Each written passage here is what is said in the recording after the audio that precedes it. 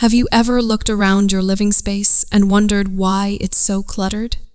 Why do we hold on to things we no longer need?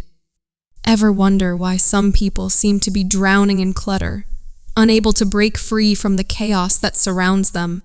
In this video, we delve into a lesser-known aspect of narcissistic abuse, its profound impact on clutter and disorganization in the lives of its victims. We'll explore the psychological mechanisms at play, shedding light on how narcissistic abuse can manifest in physical spaces.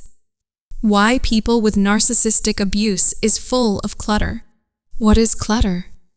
It's simply items that are misplaced or obstructing regular daily routines.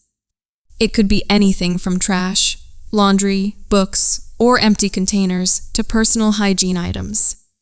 It might also include excessive decorations or ornaments. Clutter refers to objects that are haphazardly or excessively left or placed within a living area. Narcissists spread their belongings around and create clutter because they are inconsiderate of others. They lack the ability to see things from the perspective of those around them. This is the fundamental issue. They either don't realize how much their mess inconveniences others, or they simply don't care.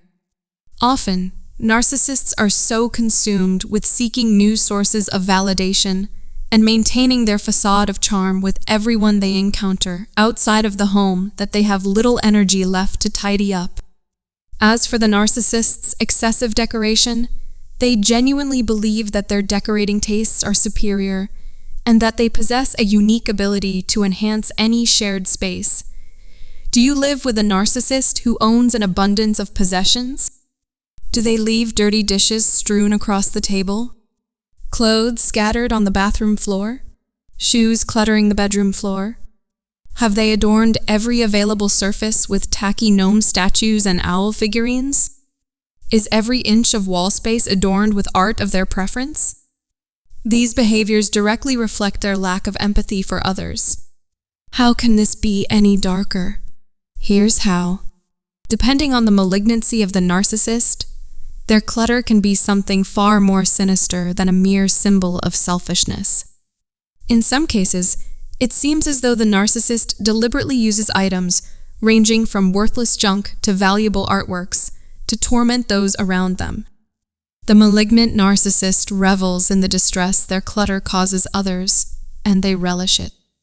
It's a method of rendering others powerless. It's a tactic to ensure people constantly think of them. It's a strategy to keep others off balance. And it's a passive-aggressive way of conveying that they have no respect for those around them. What about your belongings? How does the narcissist react when you leave your keys on the counter or hang your coat on a chair by the door instead of in the closet? In their cluttered home, the narcissist responds very differently to your possessions.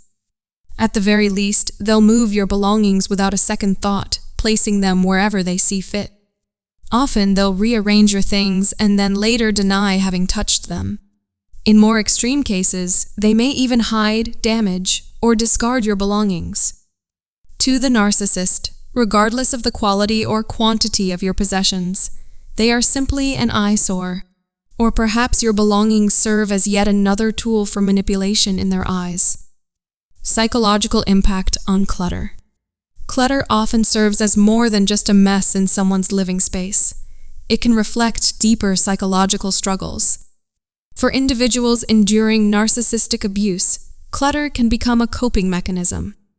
In the midst of an emotionally tumultuous environment, clutter offers a semblance of control. It's a way for victims to exert some authority over their surroundings, even when they feel powerless in their relationships. Clutter holds symbolic significance for those experiencing narcissistic abuse. Beyond the physical accumulation of objects, clutter represents the internal chaos and turmoil that victims endure. It's a visible manifestation of the emotional distress and confusion they face daily. Each item out of place or pile of belongings represents a fragment of the victim's fractured sense of self and disrupted reality. From clutter to confinement explores the transition of clutter within a narcissistic environment from a mere physical presence to a tool of psychological confinement. In the context of narcissistic abuse, clutter serves as more than just disorganization. It becomes a means of control, manipulation, and emotional confinement.